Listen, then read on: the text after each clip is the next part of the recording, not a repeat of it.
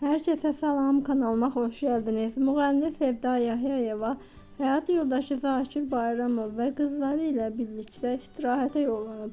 O istirahətdən yepyeni görüntülərini izləyicilərlə bölüşüb. Söz edən görüntüləri təqdim edirəm. Buyurub izləyə bilərsiniz. Yeni videolarımızı, xəbərləri izləmək üçün kanalımıza abunə olmağı, videolarımızı like etməyi unutmayın.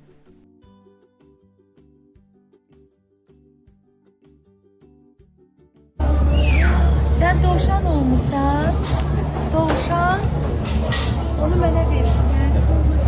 Çok sağ ol, çok sağ ol Ayida. Onu da verirsən, onu da ver mənə. Çok sağ ol. Babası hamısını mənə verdi Ayida. Aferin sana. Çok sağ ol. O boyda olasan, yaşın büyük kız olasan, ne güzel. Sen adın nedir?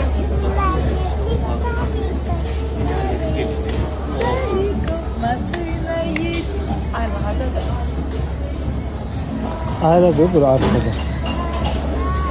Ben dedim ki burada sakit yalnız. Gördüm. Ne acı, ne acı.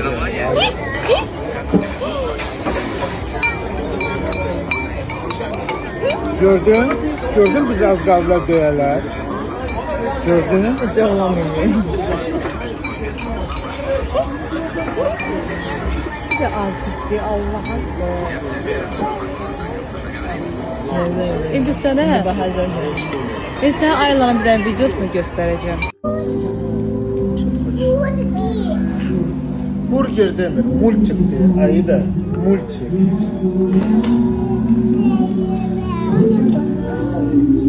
Ayda, sen burger istiyorsan, acımısan, bana bak görüm. Bak bana. Sen acımısan Ayda. Ne istiyorsan? Burger. Ben sana bayaqları dedim yemeği bir ye, niye yemedin yemeği bir bəs sen?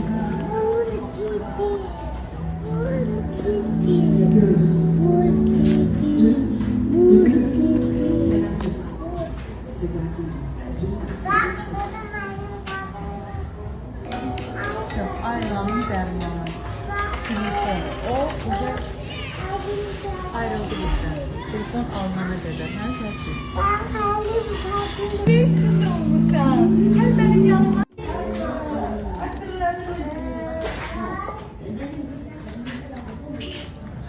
Ayda sen ne pişirirsen ben bana? Tamam. Ne? Tamam. Derman? Tamam. Tamam. Ne? Limon? Limonla ne yiyeceksin? Sen pişirsen? Şey geldi yemekleri dağıttılar. Yemekleri dağıttılar. Sen bir şey oldun. Sen Maya oldun. Sen dovşan ol. Sen dovşan ol.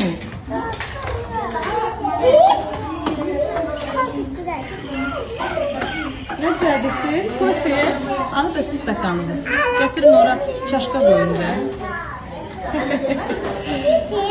Aa sen dovşan oldun. Bəs Ayla pişik olsun. Ayla olsun.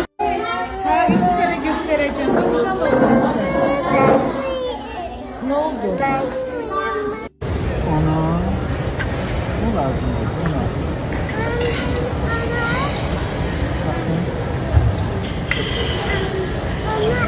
Bizim bunu da atın. Dayan. Sen de bunu at. Yaxşı.